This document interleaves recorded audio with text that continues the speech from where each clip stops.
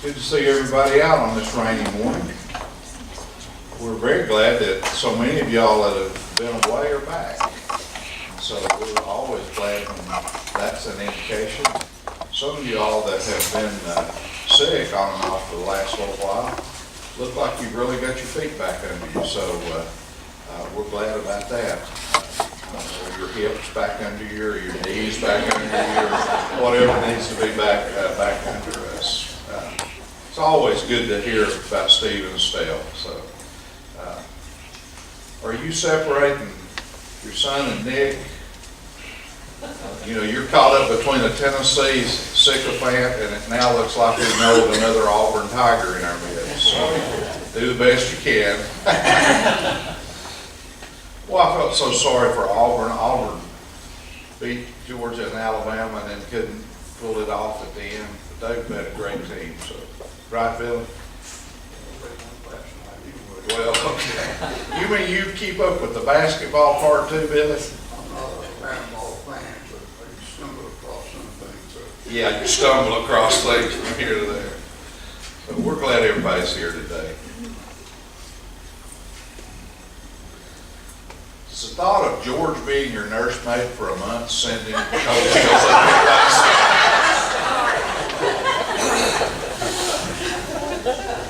I would have, Ben, I would have employed a taster if I'd have been Jenny. What do you think?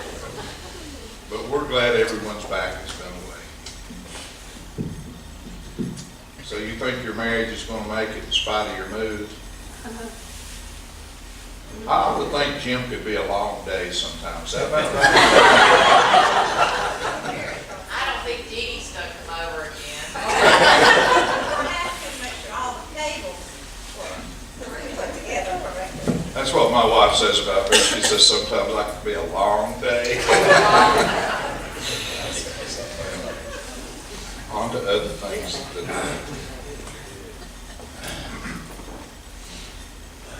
This is going to be a little bit different kind of a lesson, so I hope it'll be something that will mean something to you. I've been thinking about this for a little while.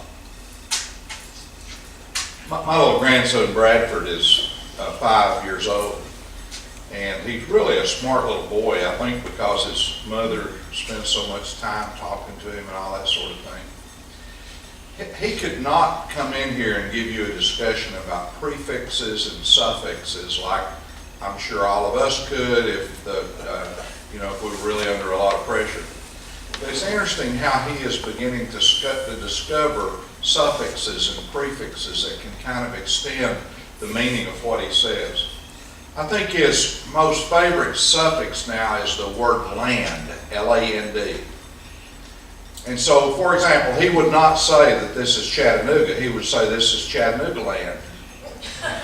He would not say that he lives on Lookout Mountain. He would say that he lives on Lookout Mountain land. I think there's a couple of reasons for that. He loves to go and play and swim at Fairyland. And so that kind of has got anchored in his brain. It's Farley. And then Phyllis and I are old, and so we never refer to Disney World as Disney World. We're still referring to it as Disneyland, although we clearly know that Disneyland's in California and Disney World's in Florida.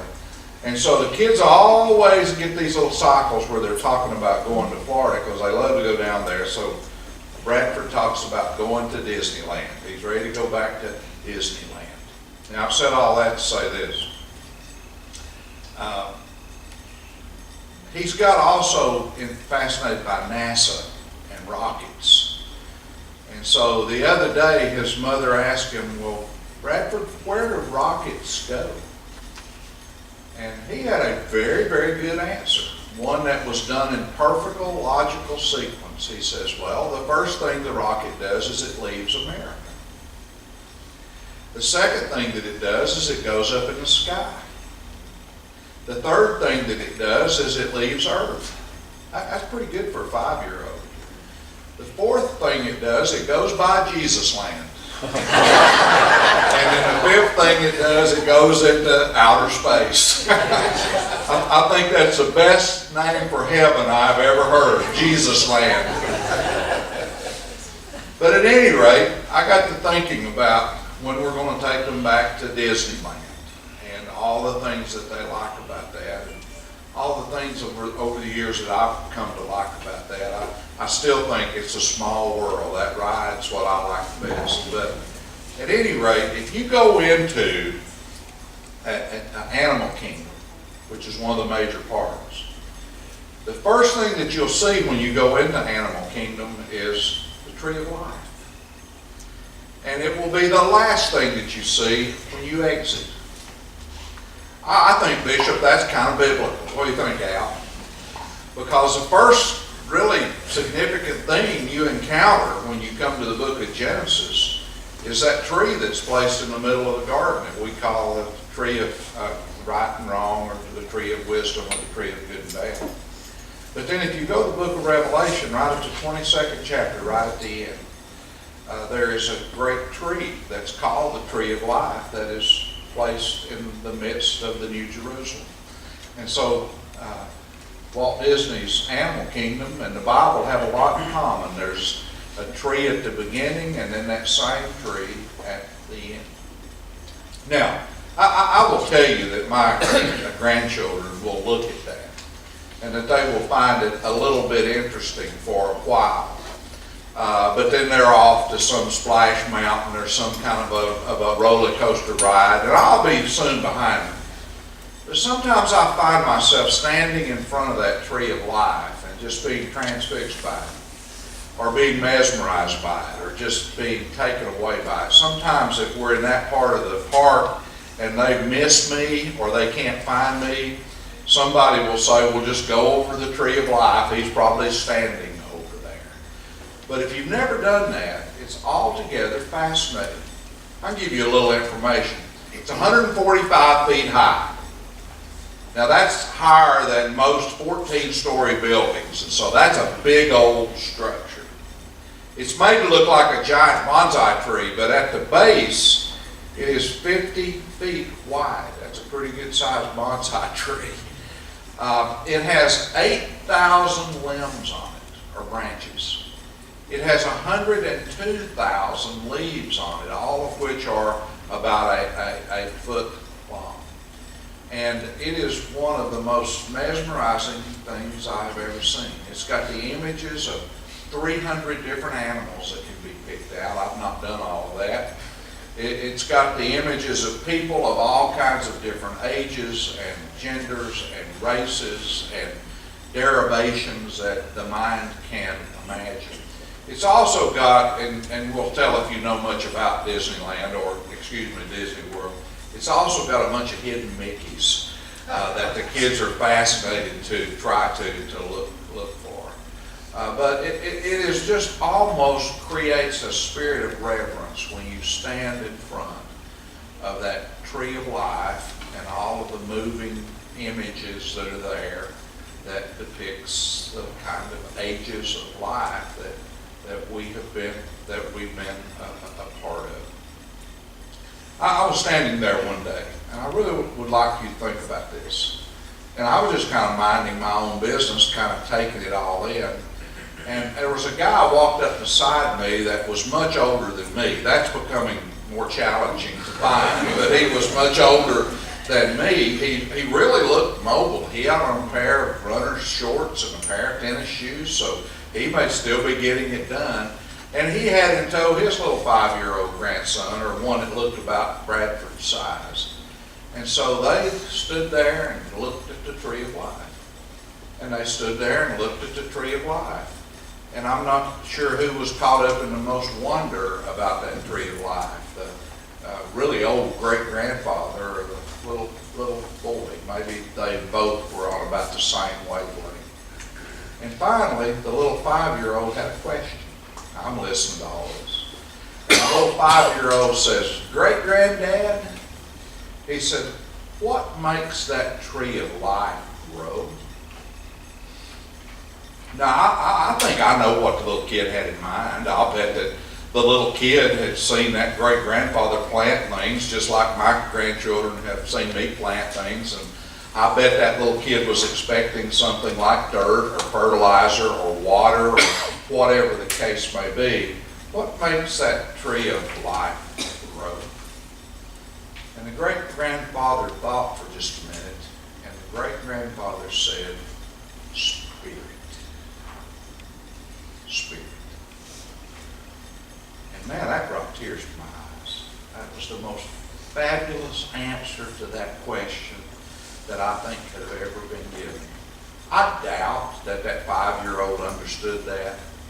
But boy, if that 5-year-old is lucky and has a chance to hang with that great-grandfather for very long, I bet you that that child will come to the place where that child understands what that great-grandfather was trying to say. You ever thought about it like that? We are a part of a great tree of life. And that tree of life has been sprouted ever since the Garden of Eden, and that tree of life will go all the way to the end of wherever the book of Revelation thinks it's taking us. But we're a part of a tree of life that has contained all of our ancestors, known and unknown, all the people that have walked this ground, known and unknown. And we are both recipients and depositories of the Spirit that has been given us by all that has gone on before us. We're a part of that tree of life and its branches and its leaves, and we are fed by the Spirit of that tree of life. Now, it's also true that one of these days, sooner or later, we'll hope it's later, but one of these days, sooner or later, we're going to become a part of that tree of life. In fact, we're already a part of it with the influences that we have given and the impacts that we have made and the things that we have done that leave something of an indelible legacy on people that will come after us. But if there are people that are coming in this room 1,000 years from now that have become new to this tree of life, they will still be being fed by us. They will still be being fed by our Spirit. I believe that's why the Bible says that ultimately death has no victory. I think that's why the Bible says that yes, death may have a sting, but it is a muted kind of a sting. I think that's why the Bible says that death is not the end of the deal for any of our lives, because our spirit continues as an indomitable part of the tree of life. Our spirit continues in a way that can touch life and make a difference on life even well beyond us. I was in Athens a couple of weeks ago, and one of my nephews had asked me to go by and check on my brother's house, that my brother that passed away at Thanksgiving. And, that just seemed to me at first like a different kind of a chore, or something that I was glad to do, or something that, since I was going to be there anyway, was handy for me to do. So I went around to the side of that house like I always did, and I had a key and I unlocked that side door like I always have, and I walked in through the garage just like I always had, and I walked in the back of that house just like I always had. But then all of a sudden it was very, very different. It was almost like that kind of reverential, in-awe feeling that I would associate with something like the tree of life. Because in some respects, my brother was not there. He was not there for me to holler at really loudly, because when he got old, he couldn't hear anymore. And he wasn't there to respond if I had. But as I walked through that house, there were all of his things. As I walked through his house, there was the chair that he had sat in for, 2 decades. As I walked through his house, there was the area where he loved to go and to cook his meals, and some of the pots and pans were still out. But more significant than any of that, there was a palpable sense of his presence, of his spirit that filled that house. I had planned to stay there for about 15 minutes and run through there and make sure that there were still some faucets dripping because it was before that last cold spell, and make sure that there was not anything that anybody had fooled around with, to make sure that all the doors were secure. But I found myself like standing before that tree of life.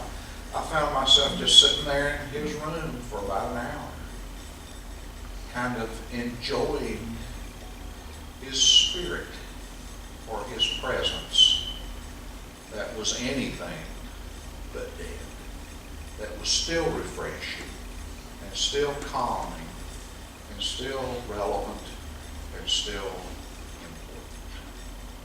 I miss my brother. Oh, did we ever give each other a hard time. His favorite thing to say to me when I would call was, "Why do you call when O'Reilly's on?" Well, of course I called when O'Reilly was on, and then I would spend the next 15 minutes gouging him about O'Reilly. And oh boy, when O'Reilly finally got in trouble and had to leave Fox News, I was the first person that got on the line to my brother, and he said, "I knew you'd be calling again." So, you see what I'm saying? Boy, we were on different sides of every kind of fence that you can imagine that was not really all that important. But when it came down to the kind of love that was there between us, it was something that, even though I can't go holler at him across the room, that becomes very, very real. So you see, he is very much a part of my tree of life. And in some respects, as much of a part of that tree of life as he ever was, and as he will always be. I believe we need to think about it like that sometimes. I believe we need to understand that there are dimensions of life that are out there that cannot be defeated by what we think is the greatest power over life that there is. But that there is a reality of life out there and a depth of life out there that we can relate to and experience and sink ourselves deeply into in some of the most rewarding and some of the most beneficial ways. I wish I still had my brother to gouge about O'Reilly. I've changed it to Hannity now. But he gouges me about Hillary and Obama, so it's kind of even at the end of the day. But the tree of life is not diminished. The tree of life is still there in a profound way. You all have heard me talk about this great teacher of mine, Robert Hartman, many times. I hope I've talked about that enough that you kind of inherited the lens that he thought that life could be experienced through. It was a three-part lens. Everybody remembers that, I'm sure. First of all, Robert Hartman said that we have a systemic lens that we see life through. And that is the level of life that is the very most basic, factual level of life that can exist. And so I've been to my brother's gravestone, and I have seen etched on that his whole name. I have seen etched on that the day he was born and the day that he died. That's systemic. That's just a fact. It's just a stone that's got carving in it. This great teacher, Robert Hartman, said there's an extrinsic level to life. And the extrinsic has to do with the real stuff that we do and the real dynamics that make up the parts of our lives that probably are remembered or written down or whatever. And so I can tell you about my brother being a football player in high school. I can talk to you about my brother being in the Navy in the 1950s. I can talk to you about him being the father of a couple of boys. I can talk to you about him having a 40-something year marriage. I can talk to you about how he worked at Oak Ridge National Laboratory. See what I'm saying? All of those kind of basic facts of his life. All of that's extrinsic. But then this Robert Hartman said there is an intrinsic level of life. And he called it a spiritual level. And it's a level of life that can never be completely exhausted by any kind of factual concept or content. It's a level of life that can never be exhausted by simply a recitation of the things that we do. It's a level of life that involves the spirit of who we uniquely are, that he felt like could never be defined, and that was totally and completely inexhaustible. And then this old Robert Hartman said that if we'll stand still long enough, or if we'll sit in the room where our brother sat long enough, or if we'll look at that tree of life long enough, that suddenly we'll get beyond the day-to-day and we'll begin to experience intimations of the intrinsic, intimations of the spiritual. Use that word lately?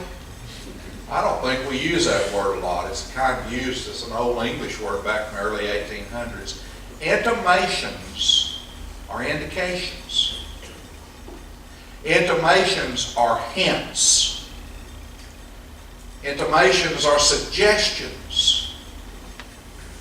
Intimations are just kind of clues that are out there that we can touch base with. Intimations. As I stand in front of that tree of life, I experience intimations of maybe all that's gone before me and that I know. As I sat in that room where my brother sat, I experienced intimations of someone who was and continues to be a profound part of my life. The other word, and this is more biblical, I guess, intimation means signs. Signs that point beyond themselves, something more profound, and something somehow greater. I would hope that reminds some of you of something that you probably learned in high school. You remember a guy named William Wordsworth? Wordsworth, of course, was the English poet that wrote around 1800. And probably one of the very most famous Wordsworth poem beyond Tintern Abbey is a poem that sometimes is just simply referred to as Wordsworth's Ode, O-D-E. But if you look that up in a book, it'll be Ode with a colon after it.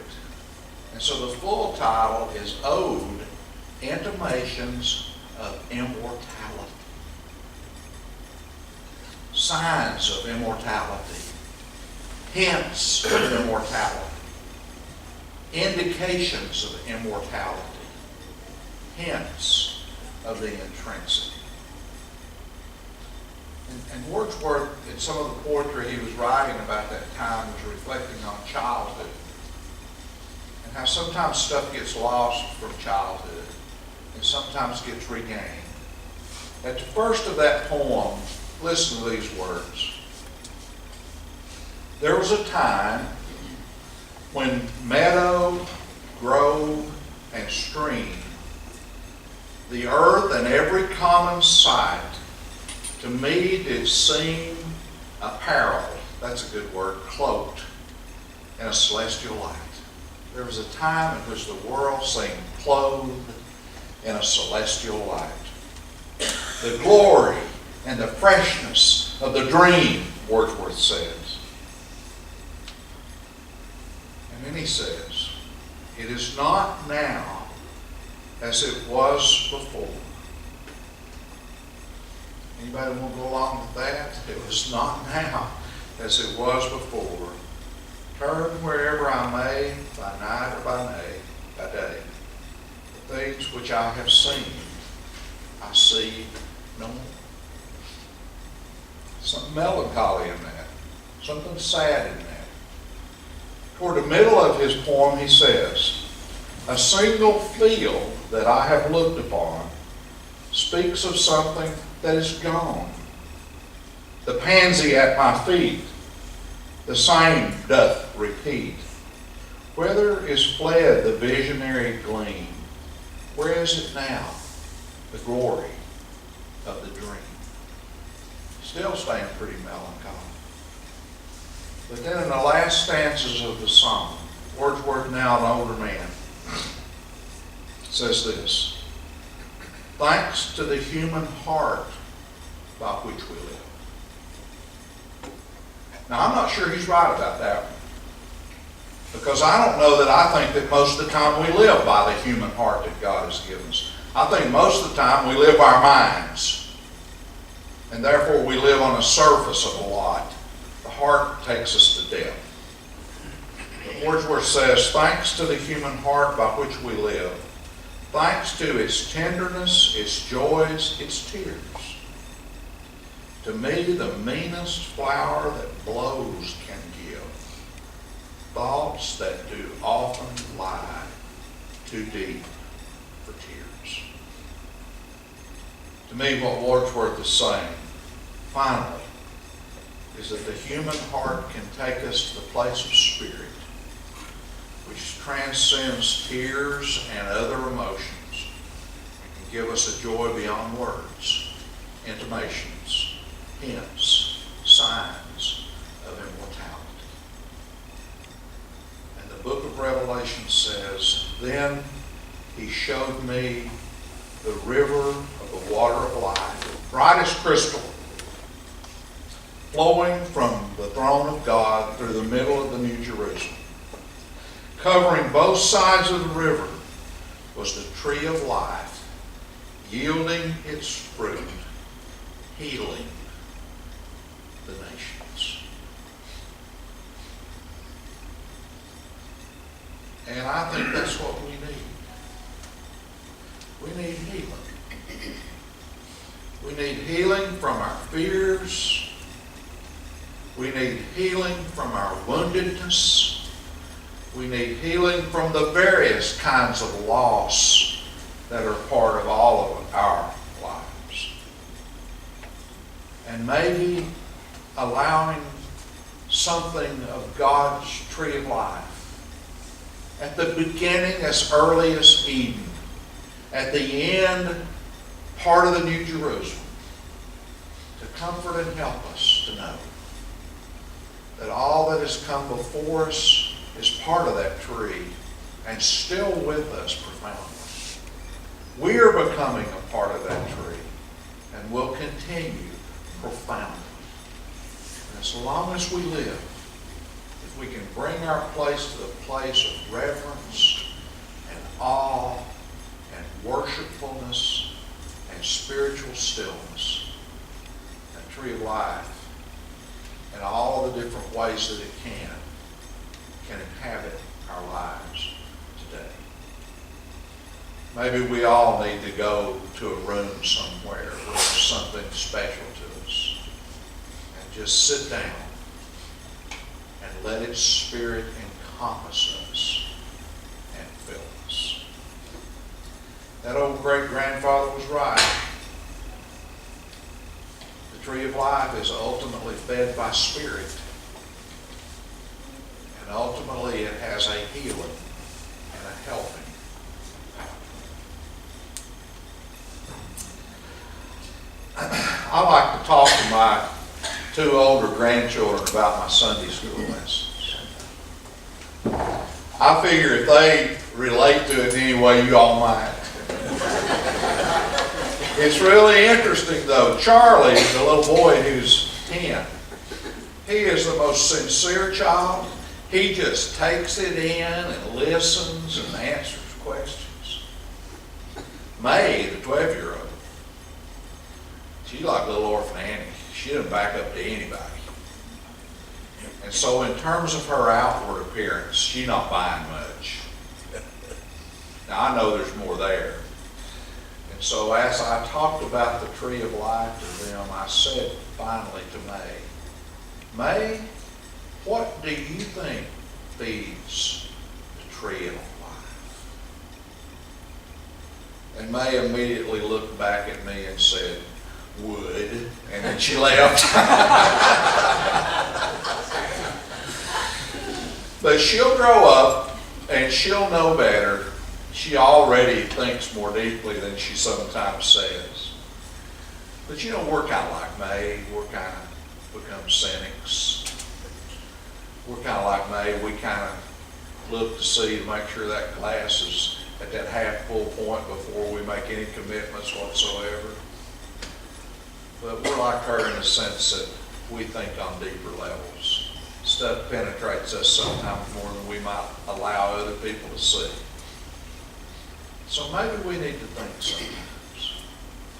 This is a great tree of life that we're that is only marginally limited by death, but that has the capacity to live on and to sustain us and to help us and to heal us. If we stay on the level of just fact, that won't help us that much. If we stay on the level of that we've played just this role or that role, that won't help us that much. But if we come to the place of understanding that in every single solitary human being, there's something of uniqueness that conveys an intimation, even of immortality, then we might go looking for that and be better for it. What feeds us at our best? Spirit. Spirit of a living and a loving and a merciful God. Let us pray. Help us, our Father, that we might find opportunities to touch base with the truth of your word. And help us that we might not find that it's just an odd coincidence that at the very beginning there is a tree and at the very end there's a tree. Maybe there's something to be said for that we should consider. Help us, our Father, that we might be able to look beyond the transitory, limited dimensions of our lives, and that we might understand that there is always the spark of intimation that is alive and awake and real in the midst of everything that we do. Help us that we might turn our thoughts and that we might turn our lives towards spirit, even yours, that we might have healing and health and hope and faith. For we ask in your Son's name. Amen. Okay, Charles will be taking reservations for Disney World. Thank y'all for coming today.